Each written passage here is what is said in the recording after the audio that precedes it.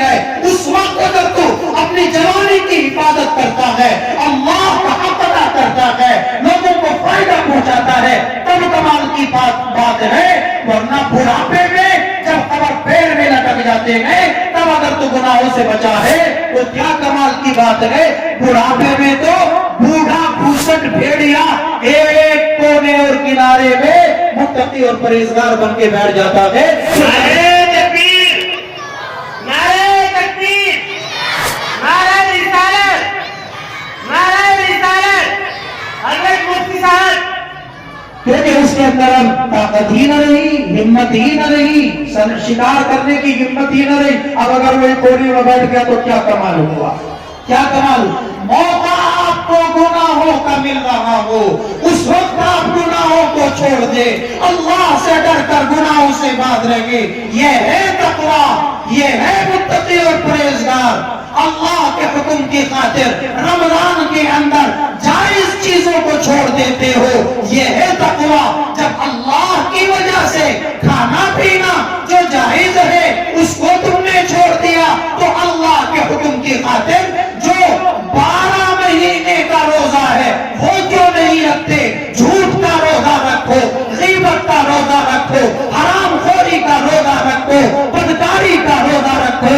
یہ 12 مہینے کا روزہ ہے. روزہ صرف رمضان کا نہیں ہے, وہ تو پریکٹس کے لیے ہے, مشق کے لیے ہے کہ دیکھو میرا بندہ بھوک میں, پیاس میں, سخت شدت کے عالم میں, گرمی کی شدت میں جب حلق سوکھ رہا ہے, کمرے میں اکیلا ہے, فریج موجود ہے, کنڈی بند ہے, لیکن فریج کی طرف ہاتھ نہیں بڑھا رہا ہے, گلا سوکھ رہا ہے, فریج کی طرف ہاتھ نہیں بڑھا رہا ہے, پانی موجود ہے, کوئی دیکھ نہیں رہا. کس کی خاطر تم نے پانی پینا چھوڑ دیا, کس کی خاطر تم نے کھانا چھوڑ دیا, کس کی خاطر؟ کوئی دیکھ تو نہیں رہا, ہاں ایک ذات دیکھ رہی ہے. تو روزے کا مقصد یہی ہے, اگر اللہ کے لیے تم نے جائز کھانا پینا چھوڑ دیا تو پھر 12 مہینے حرام خوری کیوں نہیں چھوڑتے ہو, حرام کاری کیوں نہیں چھوڑتے ہو. روزہ تو ایک مشق کے لیے ہے, یہی تو تقویٰ ہے. اسی کو تو تقویٰ کہتے ہیں. اسی لیے روزے کا مقصد ہے لعلکم تتقون, لعلکم تتقون. تو میں عرض کر رہا ان اللہ یأمر بالعدل والاحسان, احسان کا اللہ رب العزت ہم کو حکم دیتے ہیں یہ چیزیں کرنے کی ہے. فرمایا وَإِيتَاءِ ذِي الْقُرْبَى, رشتہ داروں کے ساتھ اچھے سلوک اور اچھے برتاؤ کا قرآن حکم دیتا ہے. یہ قرآن کی تعلیمات ہیں. یہ دنیا کو بتاؤ, یہ قرآن کے دشمنوں کو بتاؤ جنہوں نے قرآن پڑھا نہیں ہے, سمجھا نہیں ہے, وہ تو بتاؤ کہ قرآن یہ کہتا ہے کہ جن کے ساتھ تمہارا کوئی تعلق ہے, قرابت ہے, رشتہ ہے, ناتا ہے, خون کا رشتہ ہو, پڑوس کا رشتہ ہو, ملک کا رشتہ ہو, وطن کا رشتہ ہو, ان کے ساتھ خیر کا سلوک کرو. وَإِيتَاءِ ذِي الْقُرْبَى, اور جو آدمی دوسروں کو دے گا, دوسروں کو نفع پہنچائے گا, اللہ کے ہاں اس کی بڑی قیمت ہوگی. نمبر 3 فرمایا, نمبر 4 فرمایا وَيَنْهَا عَنِ الْفَحْشَاءِ وَالْمُنْكَرِ وَالْبَغْيِ.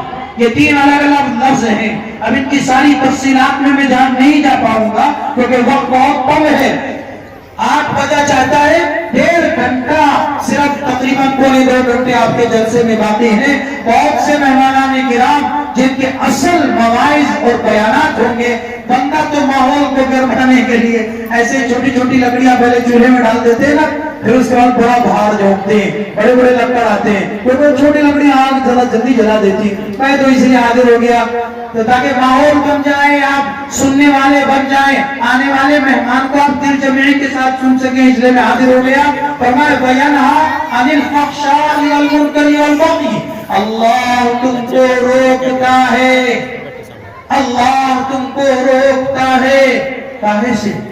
الفحشاء, وہ تمام بری باتیں جو فطرتاً بری ہیں, شرعاً بری ہیں, اخلاقاً بری ہیں, جو فحشاء ہیں, جو فواحش ہیں, جو گندگیاں ہیں, جو غلاظتیں ہیں, بدکاری ہو, غیبت ہو, چوری ہو,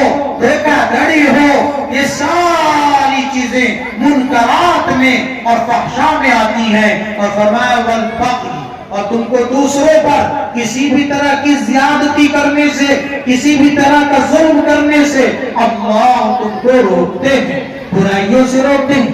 بتاؤ کتنی پیاری تعلیمات ہیں قرآن کی۔ ارے اچھی تعلیمات ہیں کہ نہیں ہے؟ تو یہ دنیا کو بتانی چاہیے کہ نہیں بتانی چاہیے؟ آج ہم نے اپنے اعمال اور اخلاق کے ذریعے سے اسلام کے چہرے کو بگاڑ رکھا ہے۔ اسلام کی تعلیمات پر ہماری بد عملیوں نے غبار ڈال رکھا ہے، ورنہ اسلام اتنا خوبصورت مذہب ہے کہ دنیا میں اس جیسا کوئی مذہب نہیں ہے۔ اور اسلام کوئی 1500 سالہ مذہب نہیں ہے، بلکہ جب سے دنیا بنی ہے تب سے اسلام ہے، اور جب تک دنیا رہے گی تب تک اسلام رہے گا۔ سب سے پہلا آدمی اس روئے زمین پر مسلمان تھا، اور قیامت تک بھی مسلمان رہیں گے۔ کوئی مسلمان اسلام 1500 سالہ مذہب، حضرت ابراہیم علیہ السلام 4000 سال پہلے تقریباً ہو گئے ہیں، وہ اسلام کا ذکر کرتے ہیں۔ ربنا وَإِذْ يَرْفَعُ إِبْرَاهِيمُ الْقَوَاعِدَ مِنَ الْبَيْتِ وَإِسْمَاعِيلُ رَبَّنَا تَقَبَّلْ مِنَّا إِنَّكَ أَنْتَ السَّمِيعُ الْعَلِيمُ رَبَّنَا وَاجْعَلْنَا مُسْلِمَيْنِ لَكَ رَبَّنَا وَاجْعَلْنَا مُسْلِمَيْنِ لَكَ وَمِنْ ذُرِّيَّتِنَا أُمَّةً مُسْلِمَةً وَمِنْ ذُرِّيَّتِنَا أُمَّةً مُسْلِمَةً۔ 4000 سال پہلے حضرت نبی کریم صلی اللہ علیہ وسلم سے پہلے 2000 یہ تقریباً 4000 سال پہلے حضرت ابراہیم خانہ کعبہ کو بنا رہے ہیں، اپنے بیٹے کے ساتھ بنیادیں اٹھا رہے ہیں۔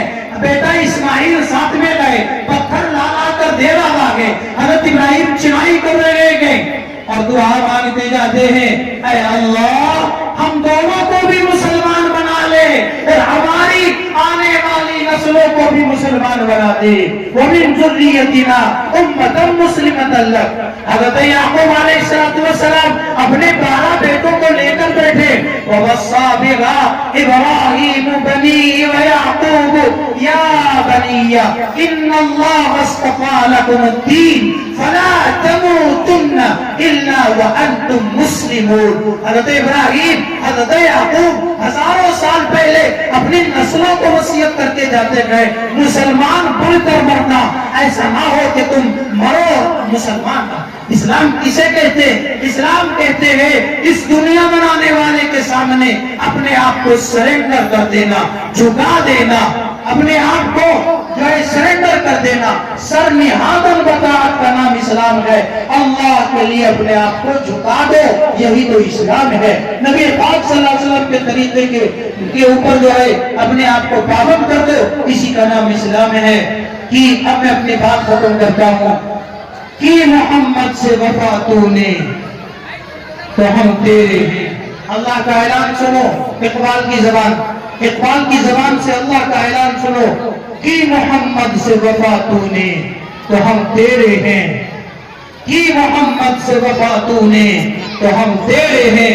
یہ جہاں چیز ہے کیا لوح و قلم تیرے ہیں، یہ جہاں چیز ہے کیا لوح و قلم تیرے ہیں۔ تو ایک بار محمد کا وفادار بن جا، دنیا کیا ہوتی گئے، میں لوح و قلم کو تیرا خادم بنا دوں گا اور تیرا تابع بنا دوں گا۔ یہ دنیا میں نے تیرے لیے بنائی ہے کہ محمد سے وفا تو نے تو ہم تیرے ہیں۔ یہ جہاں چیز ہے کیا لوح و قلم تیرے ہیں۔